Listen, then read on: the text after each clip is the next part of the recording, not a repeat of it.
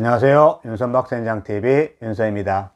오늘은 지난번에 강의했던 내용 하나가 장목 선택의 기준에 대해서 했잖아요. 네, 이번에 영상 강의하는 것은 장목 선택 후에 어떻게 할 거냐. 농업인들 중에 이제 장목 선택했어요. 그러면 그거에 대해서 어떻게 이제 하나씩 해 나갈 거냐에 대한 거에 대해서 강의를 해보도록 하겠습니다. 장목 선택을 하셨으면 첫 번째 10가지 프로세스거든요. 첫 번째, 왜 이 일을 하는 거에 대한 명확한 자기 정체성이 좀 있으면 좋겠어요. 내가 왜 이 일을 하려고 하는지, 왜 이 장목을 하려고 하는지에 대해서 다시 한번 또 점검해 보고 일의 가치가 무엇인지, 그냥 생산 좀 해가지고 판매하겠다라고 하는 사람과 이 장목에 대한 제대로 정보를 알고 있는 사람은 다르더라고요. 처음부터 여러 정보를 보면서 이게 왜 좋은지 에 대해서 분석해 보면서 나의 비전을 좀 만들어 봤으면 좋겠다. 내가 앞으로 5년 후 10년 후에 이거에 대한 전문가가 돼야겠다 라고 생각하고 나의 비전을 만들었으면 좋겠습니다. 두 번째는 해야 될 일은 시장에서 그 제품을 좀 사봤으면 좋겠어요. 제일 많이 이야기하는 게 그 문제예요. 내가 온라인에 팔고 싶어요. 예를 들면 온라인으로 뭐 팔고 싶어 이 상품을. 그럼 어떻게 해야 돼요? 제일 먼저 할 일이 온라인에 사봐야 되잖아요. 근데 자기는 온라인에 한 번도 안 사는데 온라인 팔겠다고 이야기를 해요. 이게 말이 안 되는 거잖아요, 원래. 그래서 좀 사서 보다 보면 이 사람이 고객 관리 어떻게 하고 있고, 또 이제 그 표장은 어떻게 하고 있고, 그 다음에 글은 어떻게 썼고 라는 것들이 좀 보이잖아요. 그것도 했으면 좋겠어요. 그 토마토를 재배하고 있는 기똥찬 토마토 해가지고 기토 하면서 했던 그래도팜 친구가 그런 이야기를 해요. 좀 이제 자기 그 토마토 재배하면서 다른 사람 토마토도 많이 사 먹어 봐야지 자기가 어느 위치에 있는 걸 알 수가 있는데, 농가들 만나다 보면 왜 다른 걸 사 먹느냐는 거예요. 사 먹는 게 먼저겠다 싶고요. 시장 분석이 먼저인 것 같아요. 백화점에 납품하려면 그 목표를 세웠다면 백화점에 납품하는 게 어떤 상품인지에 대해서 먼저 파악해야 되잖아요. 상품을 만들어 놓고 판매하는 게 아니라 그게 먼저인 것 같아요. 그 다음에 세 번째 해야 될 일은 경영일지, 블로그를 만들고 정보를 많이 모았으면 좋겠어요. 정보를 많이 가지고 있는 사람이 전문가라 그러잖아요. 그러니까 기존에 자기 하려는 장목에 대한 정보가 굉장히 많아요. 아니, 그동안 우리 평생 농사, 그 다음에 우리 얼마나 많은 유관 역사의 농업이 있잖아요. 근데 그것들에 대한 정보를 모르면서 할 수는 없는 거잖아요. 그러니까 먼저 내 블로그에다가 굉장히 많은 정보를 좀 모았으면 좋겠다. 근데 모으다 보면은 이제 내가 지식이 좀 쌓여지잖아요. 그걸 좀 분류시켜 가지고 네 번째, 나만의 생산 매뉴얼을 먼저 만들었으면 좋겠다. 생산 매뉴얼 만드는 방법은 첫 번째는 그거잖아요. 하려면 표준농농교본, 농촌진흥청의 표준농농교본, 제가 다른 사이트에 그 영상에 보였듯이 10개 꼭 사이트에 가봐야 될 곳 소개시켜 드린 게 있거든요. 그것도 한번 봐보세요. 보면 어때요? 그 사이트가 농사로 한 사이트라든지 굉장히 다양한 사이트가 있어요. 그래서 쭉 가가지고 그 정보를 모아서 내 거화 시키면 그게 매뉴얼이 되는 거잖아요. 서영강 블루베리 강한주 대표 그 이야기를 하시죠. 제일 먼저 블루베리를 해야겠다 생각하는 순간 제일 먼저는 매뉴얼 갖다가 다 외웠다 그러잖아요. 그러니까 외우고 나니까 어때요? 어디 가서 벤치마킹 가가지고 저 사람이 무슨 말을 하는지, 몇 페이지에 있는 뭐가 있는지 먼저 알게 되는 거잖아요. 이런 노력 정도는 해야 되지 않을까 싶고요.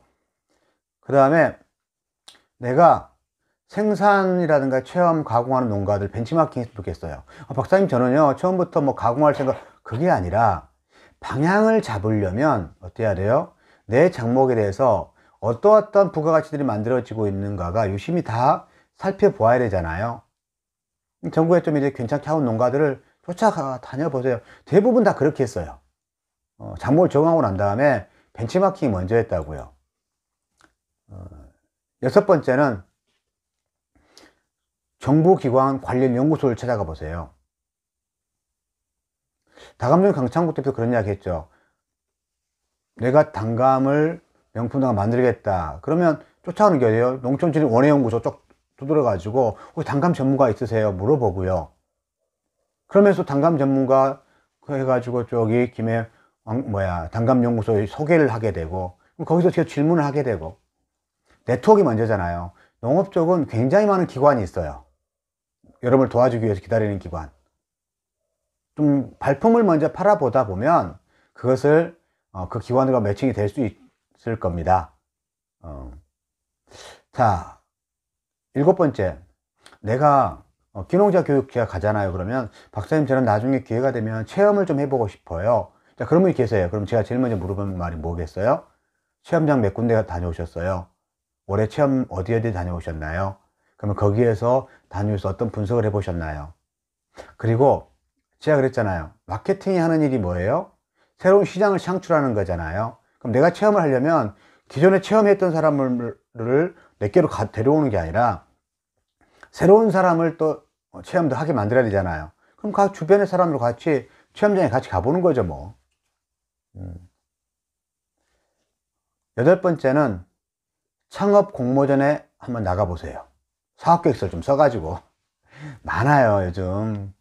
미래농업지원센터도 있고요. 뭐 농림부도 있고, 여러 창업, 그 주변에 창업 공모 아이디어 공모전들이 많거든요.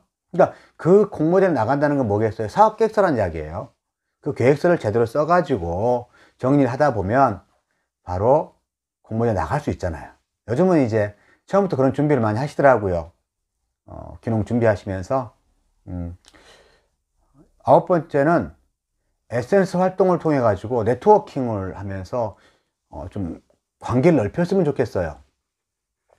저는 페이스북은 꼭 하라 그래요. 귀농하신 분들에게 뭐라고 이야기하냐면 페이스북은 벤치마킹에 아주 좋은 수단이다. 거기 앉아가지고 스마트폰 하나 도 앉아가지고 저기에 군위의 박신주 대표가 지금 뭘 하고 있는지 어떤 경영을 하고 있는지 다 볼 수가 있잖아요.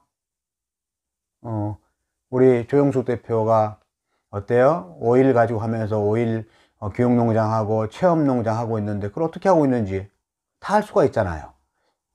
적어도 또 내가 조영숙 대표한테 가고 싶다. 그럼 어때요? 그 댓글 하나 달면 친구가 되는 거잖아요. 페이스북 친구 추가하고. 그런 정도 노력들을 그냥 시골 가가지고 주변 할머니들한테 뭘 물어보면서 따라하는 농업이 아니고 그 어디에요? 저기 농약방에 가서 농약방 농사 지으려고 하지 마시고요. 사전에 전국 네트워크를 좀 만드세요. 그게 먼저잖아요. 마지막 10번째. 작물 선택해서 재배를 하시게 되면 꼭 했으면 좋겠는 게 나만의 브랜드 포장 디자인 만드십시오. 브랜드.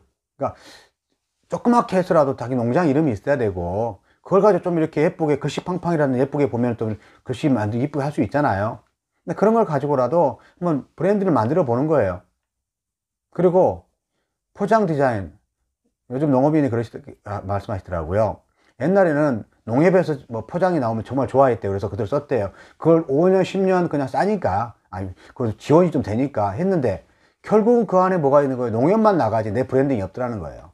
그래서 요즘 어떻게 하느냐? 방산시장이라든지, 그 디팜이라든지, 이렇게 포장 디자인 만드는 업체들이 있잖아요. 그런 쪽에서 요구해가지고, 민자 박스에다가 스티커라도 붙여서 내 브랜드를 이렇게 만드는 분들이 많으시더라고요. 결국은 처음부터 그렇게 하신 게 맞아요. 어느 물건이 막 나와서 내가 포장 디자인 예쁘게 하겠다 그 문제가 아니라 처음부터 계획하시면서 나는 포장 어떻게 해야 되겠다는 것이 있으면 좋겠다 싶습니다. 작목 선택 후에 해야 될 10가지 프로세스. 이것은 제가 여러분들에게 말씀드리고 있지만 이 내용은 현장에 있는 농업인들이 박사님 귀농해가지고 작목 선택하신 분들에게 이것 좀 하라고 이야기해 주세요 라고 했던 것을 전달하고 있습니다. 또 뭐냐면 농민들이 어떻게 하면 성장했는가를 쭈심히 보니까 바로 이것부터 시작했더라고요. 왜 일하고 있는지 하면서 시장은 어떻게 하고 있는지 분석해보고 그리고 나서 네트워크 막 만들고 내 걸 만들려고, 내 브랜딩 만들려고 노력했던 거, 그리고 네트워크 만들면서 연구견 쫓아가기도 하고 기관에 가서 또 서로 관계를 맺으면서 아이디어도 얻고 하는 과정들이었지 않았을까 싶어요. 그래서 지난번에 강의했던 귀농했을 때 어떻게 장목 선택을 할 거냐와 또 장목 선택하고 난 이후에 뭐 어떻게 할 거냐 문제를 같이 연결시켜서 들으시면 좋겠습니다. 이상으로서 강의를 마치겠습니다. 감사합니다. 본 강의의 내용은 제가 2019년에 썼던 책 귀농 장롱 이것부터 시작하자라는 책을 중심으로 강의 내용을 정리해서 오늘 영상 강의로 보여드리는 것입니다.